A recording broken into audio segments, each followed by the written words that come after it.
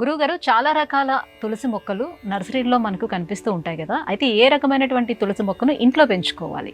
నలుపు రంగులో ఉండే తులసి మొక్క కృష్ణ తులసి, అలాగే లేత ఆకుపచ్చ రంగులో ఆ దళం కాస్త పెద్దదిగా ఉండి నిలువుగా నిటారుగా పొడవుగా ఎదిగేటటువంటి మొక్క లక్ష్మీ తులసి. కృష్ణ తులసి, లక్ష్మీ తులసి ఈ రెండింటిని ఇండ్లలో పెంచుకోవచ్చు.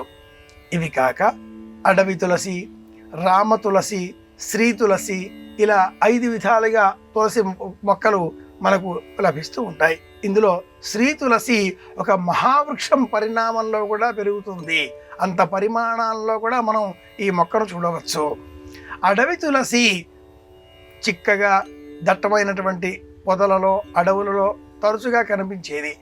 గృహాలలో ఇది పెంచుకునే ఉపయోగం అంతగా ఉండదు. సమస్త వ్యాధులకు తులసి ఔషధం. అందులోనూ కృష్ణ తులసి నలుపు వర్ణంలో ఉండేటటువంటి చిన్నగా ఉండేటటువంటి ఘాటైన వాసన కల చిన్న చిన్న దళాలు వచ్చే, అలాగే తులసి గింజలు కూడా చాలా చిన్న పరిణామంలో దళంగా కనిపించేటటువంటి కృష్ణ తులసిని ఇంటిలో పెంచుకున్న ఎడల ఆ ఇంట్లో ఉండేటటువంటి వారికి ఏ విధమైన వ్యాధులు కలగవు. మరణాసన్న వేళలో జీవుడికి ఉత్తమ లోకాలు లభించే నిమిత్తమే తులసి తీర్థం మనం వినియోగిస్తూ ఉంటాం.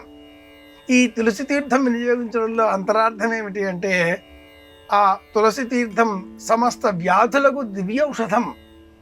తులసి తీర్థం స్వీకరించిన అనంతరం అనేక మార్లు అలా శయనించి ఉన్న లేక మరణాసన్న వేళలో ఉండే ఆ వ్యాధి పీడితుడు లేచి కూర్చుంటాడు, వ్యాధి నయమవుతుంది. ఈ దృష్టాంతాలు కూడా అనేకం ఉన్నాయి.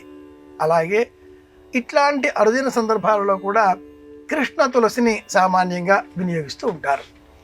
వేసవి కాలంలో లక్ష్మీ తులసి, సీతువు అంటే చలికాలంలో కృష్ణ తులసి, వీటిని ఆహార పదార్థాలుగా కూడా అంటే నీటిలో నానబెట్టి ఆ నీటిని సేవించడం ద్వారా కూడా వ్యాధులను తొలగించుకోవచ్చు.